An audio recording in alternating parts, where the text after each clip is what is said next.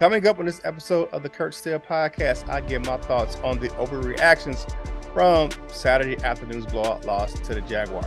Now look at how Teddy Two Gloves did in the game and why. Buckle up, Buttercup. It's time to start the show.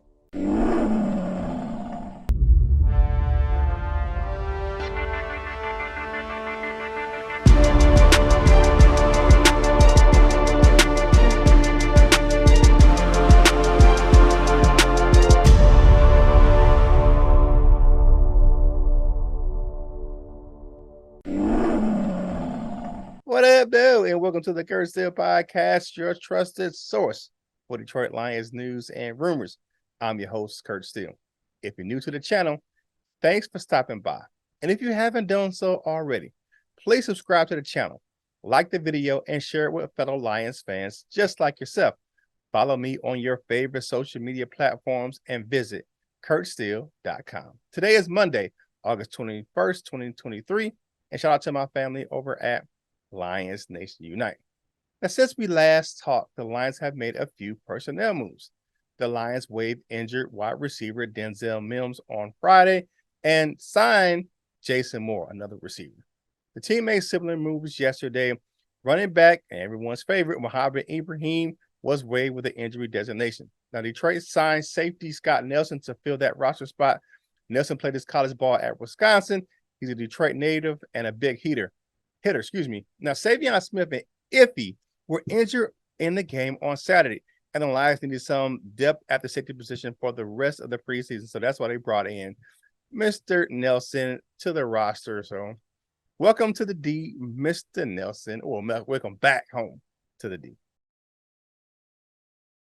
Okay, well, before we get into the overreactions, because it was a ton of them, I just saw them on the line. I was just reading like, good night. People were just, I'm reading, I'm posting an article, and I'm looking at the overreactions. Some fans were not overreacting, but some were just like, oh my God, they were just like, the sky is falling because of a 25-7 loss in a preseason game. But I want to talk about something else before I get into those overreactions. Let's look at how my man Teddy Bridgewater did in his first start as a Lions quarterback. Teddy Two Gloves had 5 completions on 11 pass attempts for 34 yards and a sack. With a loss for 9 yards on that. Lost fumble on 6 drives. He played, I think, all but one drive in the first half of play. Now, he played behind a poor performing offensive line. The guy was under pressure. Constantly. The first play of the game was a sack. Was the sack, 9-yard sack. The line did not do a better job opening up running lanes. They were just for Craig Reynolds and the other backs that played in those series with Teddy Bridgewater. So I can understand what happened with him. Okay, now those struggles were not surprising to me, in my opinion. That Bridgewater struggled his first start as a Lion. Now Ben Johnson's offense is not simple. The terminology is a little bit advanced, and what he does and the way he does things can be a little advanced, especially now that they're in the second year of him being the offensive coordinator.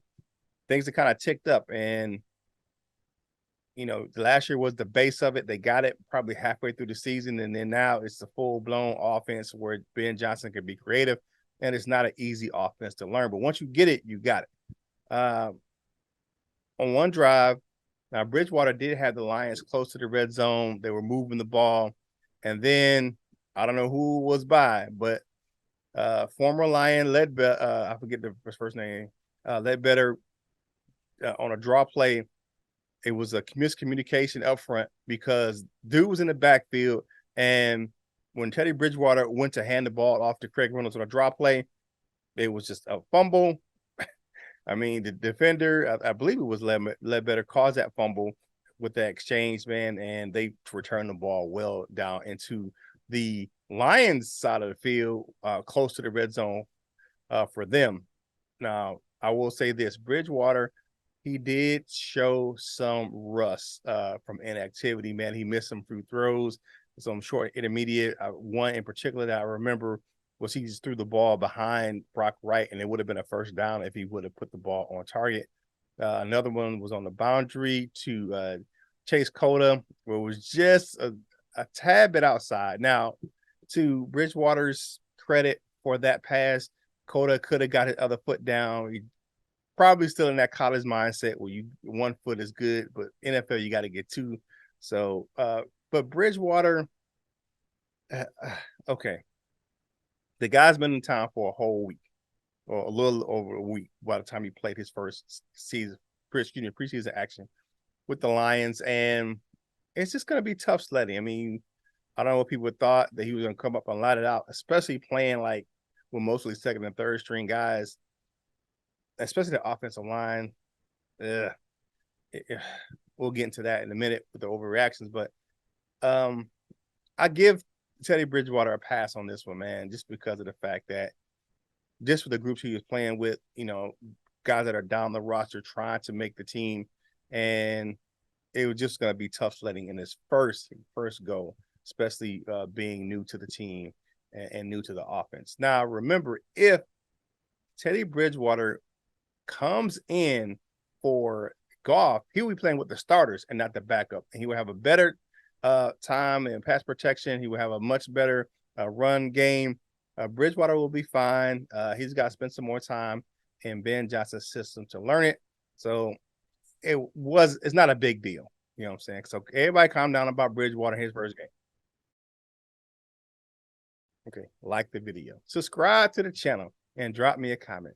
Hit the notification bell so you know you're getting fresh video content right here on the channel. And for more Lions content from me, head over to curtsteele.com, where you can find links to my article on Sideline Report and yardbarker.com right there on the homepage.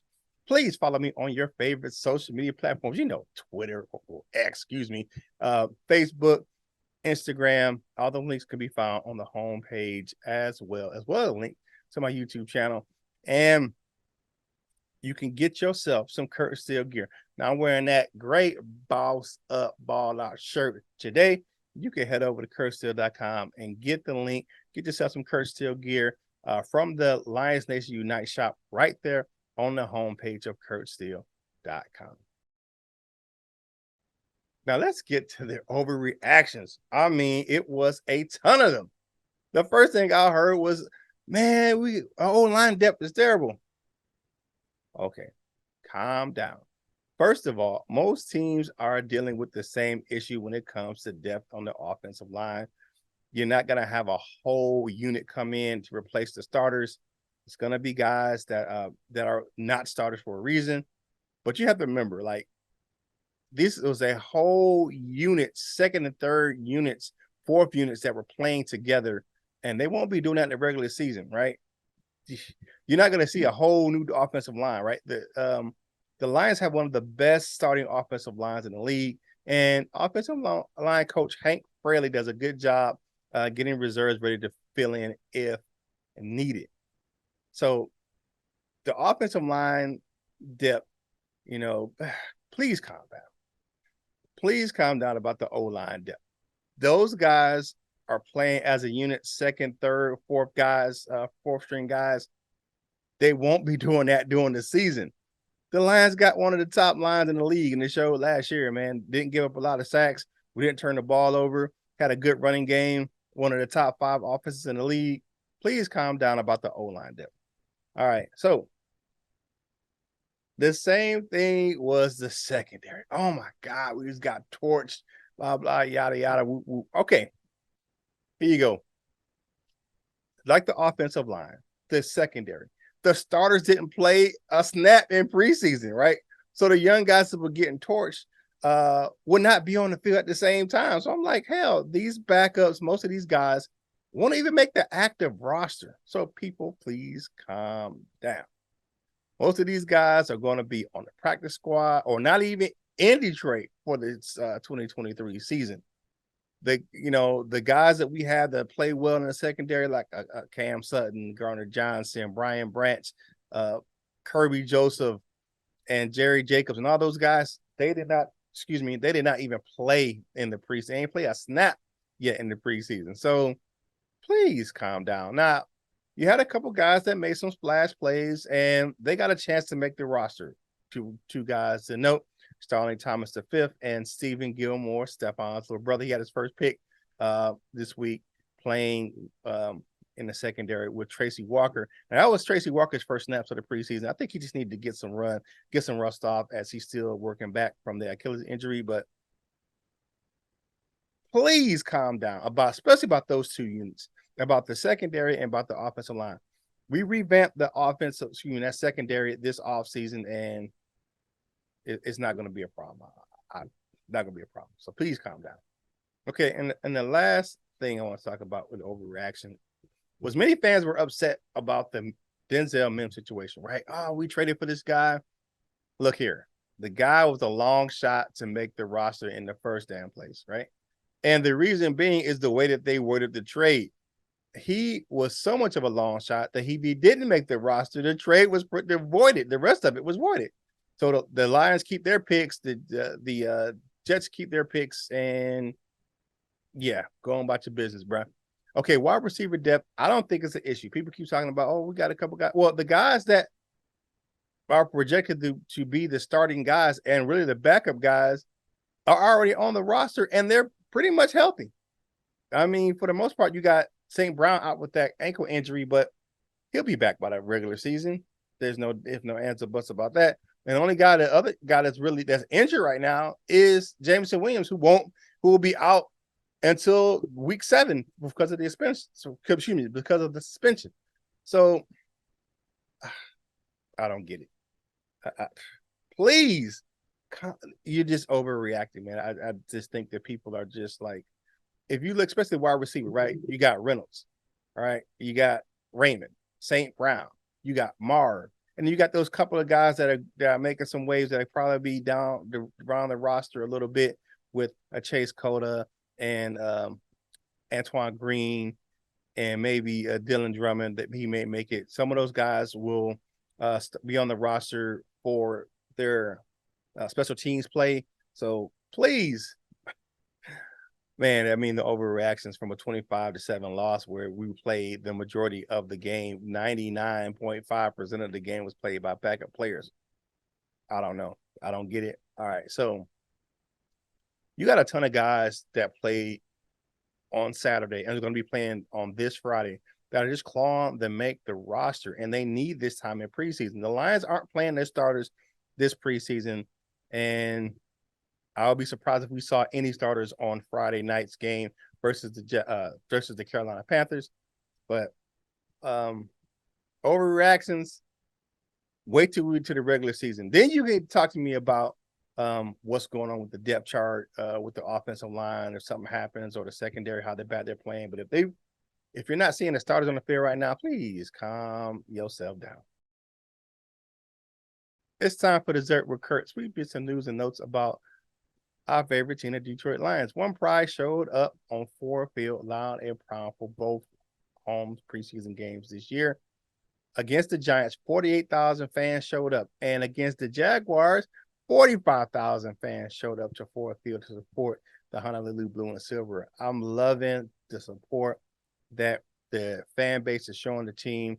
Even though these games don't count, they're just really a tool for the coaching staff to kind of build that very, very back end of the roster. But to see them showing up like that, it's going to trickle over into the regular season. Season tickets already sold out for this year, and there's a waiting list for next year. So one pride, keep doing your thing, man. And that's your Dessert with Curt for 21 August 2023. Thank you for joining me for today's episode of the Curt Steele Podcast, your trusted source for Detroit Lions news and rumors. Like the video, subscribe to the channel, and drop me a comment. Hit the notification bell so you know when you're getting fresh videos from me right here on my channel. And for more Lions content from me, visit curtsteele.com, where you can find links to my articles. Like I tell you, man, over on Sideline Report and yardbarker.com, right there on the homepage. Do your man Curt Steele a favor. Whatever you're doing in life, you got to boss up, ball out, and be the best version of you that you can be. This is Curt Steele, and I'll holla at you real soon.